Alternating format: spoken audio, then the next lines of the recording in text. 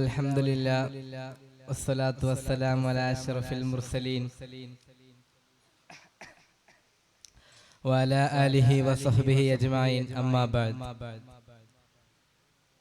ഏറ്റവും ബഹുമാനാദരവുകൾ നിറഞ്ഞ ഉസ്താദുമാരെ, മുതഅല്ലിം സുഹൃത്തുക്കളെ, അസ്സലാമു അലൈക്കും വറഹ്മത്തുള്ളാഹി തആല വബറകാതുഹു. ഞാനും നിങ്ങളും ഇന്ന് ഒരുമിച്ച് കൂടിയിരിക്കുന്നത് അഷ്റഫുൽ വറ മുഹമ്മദുർ റസൂലുള്ളാഹി സ്വല്ലല്ലാഹു അലൈഹി വസല്ലമ തങ്ങളുടെ 1499ാമത്തെ ജന്മദിനം അനുഗ്രഹീതമായ വേദിയിലാണ്. ഇന്നിവിടെ എല്ലാവരും ഹബീബുന റസൂലുള്ളാഹി സ്വല്ലല്ലാഹു അലൈഹി വസല്ലമ തങ്ങളെ പുകഴ്ത്തിയും പാടിയും കൊണ്ടിരിക്കുമ്പോൾ ഒരല്പകാര്യം പറഞ്ഞ് ഞാൻ നിർത്താം. നാഥൻ തൗഫീഖ് നൽകുമാറാകട്ടെ.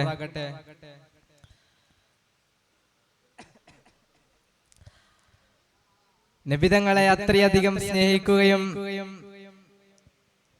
നബിതങ്ങളുടെ ജീവിതത്തെ വാർത്തെടുക്കുകയും ചെയ്ത ഒരുപാട് സ്വഹാബികളും പിൻഗാമികളും നമ്മുടെ ലോകത്ത് കഴിഞ്ഞു പോയിട്ടുണ്ട്. നബിതങ്ങളെ അത്രയധികം സ്നേഹിച്ച ഇമാം ബൂസൂരി റഹിമഹുമുല്ലാഹു തആല അവറുകളും അതുപോലെയുള്ള മറ്റു സ്വഹാബികളും നമ്മുടെ മലബാറിന്റെ ബൂസൂരി എന്നറിയപ്പെടുന്ന കുണ്ടൂർ ഉസ്താദ് അവറുകളും അങ്ങനെ ഒരുപാട് മഹത്തുക്കൾ ഹബീബുന റസൂലുള്ളാഹി സ്വല്ലല്ലാഹു അലൈഹി വസല്ലമ തങ്ങളെ അത്രയധികം സ്നേഹിക്കുകയും അവരുടെ ജീവിതത്തിൽ നബിതങ്ങൾ മാത്രമെന്ന ചിന്ത മാത്രം ഒഴുകിക്കൊണ്ടുള്ള ജീവിതമായിരുന്നു കുണ്ടൂർ ഉസ്താദിന്റെയും അങ്ങനെ ഒരുപാടുള്ള ആശിഖ് റസൂൽ അവറുകളുടെയും. ബഹുമാനപ്പെട്ട സ്വഹാബിയായ ബിലാൽ ബിൻ റവാഹ റളിയല്ലാഹു അൻഹുവിന്റെ ഒരു ചരിത്രം ഞാൻ നിർത്താം. നാഥൻ തൗഫീഖ് നൽകുമാറാകട്ടെ.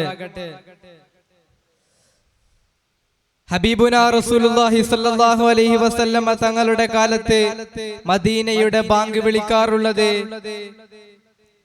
ബിലാൽ ബിൻ റവാഹ റളിയല്ലാഹു അൻഹു ആണ്. അങ്ങനെ ഹബീബുന റസൂലുള്ളാഹി സ്വല്ലല്ലാഹു അലൈഹി വസല്ലമ തങ്ങളുടെ വഫാത്തിന് ശേഷം ബിലാൽ ബിൻ റവാഹ റളിയല്ലാഹു അൻഹു തന്റെ സ്വന്തം നാടായ ബഗ്ദാദിലേക്ക് മടങ്ങുകയാണ്. അങ്ങനെ ഒരിക്കൽ നബിതങ്ങളെ സ്വപ്നത്തിൽ കാണുകയാണ്. എല്ലാ ബിലാലെ, നിനക്ക് എന്നോടുള്ള പിണക്കം മാറിയില്ലേ? എന്താണ് നീ ബഗ്ദാദിലേക്ക് പോകാൻ കാരണം? ബഗ്ദാദിൽ നിന്ന് മദീനയിലേക്ക് എപ്പോഴാണ് നീ തിരിച്ചു വരിക എന്ന്. ഇത് കേട്ട ബിലാൽ റവാഹ റളിയല്ലാഹു അൻഹു ഉറക്കിൽ നിന്ന് പെട്ടെന്ന് എഴുന്നേറ്റ് മദീനയിലേക്ക് വാഹനത്തിൽ പുറപ്പെടുകയാണ്. രാത്രി തന്നെ ഭാര്യയോട് സാധനങ്ങളും എല്ലാം എടുക്കാൻ പറഞ്ഞു. മദീനയിലേക്ക് തിരിച്ചു ബിലാൽ ബിൻ റവാഹ റളിയല്ലാഹു അൻഹു. അന്ന് തന്നെ മദീനയിലേക്ക് പിറ്റേന്ന് രാവിലേക്ക് മദീനയിലെത്തി. മദീനയിൽ കയറുമ്പോൾ തന്നെ കാണുന്നത് അബൂബക്കർ സിദ്ദീഖ് റളിയല്ലാഹു അൻഹുവിനെയാണ്. അബൂബക്കർ സിദ്ദീഖ് റളിയല്ലാഹു അൻഹുവിനോട് സലാം പറഞ്ഞു. അവിടെ നബിതങ്ങളുടെ മക്കാം സിയാറത്ത് ചെയ്ത് അവിടെ കുത്തിരിഞ്ഞ് ഇങ്ങനെ സ്വലാത്ത് ചൊല്ലിക്കൊണ്ടിരിക്കുമ്പോൾ അവിടെ നബിതങ്ങളുടെ 2 പേരക്കുട്ടികളായ ഹസൻ വൽ ഹുസൈൻ റളിയല്ലാഹു അൻഹുമ രണ്ടുപേരും വന്ന് പറഞ്ഞു, എന്തല്ല ഓ ബിലാലെ, എന്തൊക്കെയുണ്ട്? കുറെ ആയല്ലോ കാണാത്തത് തങ്ങളെ. നബിതങ്ങൾ വഫാത്തായതിനു ശേഷം മദീനയിലേക്ക് വന്നിട്ടേ ഇല്ലല്ലോ എന്ന് പറഞ്ഞു. നബിതങ്ങളോടുള്ള പിണക്കം കൊണ്ടാണോ? നബിതങ്ങളോടുള്ള പിണക്കം കൊണ്ടല്ല ഞാൻ പോയത് നബിതങ്ങളില്ലാത്ത മദീനയിൽ ജീവിക്കാൻ എനിക്ക് കഴിയാത്ത കാരണമാണ്. അങ്ങനെ അബൂബക്കർ സിദ്ദീഖ് റളിയല്ലാഹു അൻഹു ആണ് അന്നത്തെ ഖലീഫ. അബൂബക്കർ സിദ്ദീഖ് റളിയല്ലാഹു അൻഹു പറഞ്ഞു, ഇന്നത്തെ ളുഹർ ബാങ്ക് അങ്ങ് കൊടുക്കണമെന്ന്.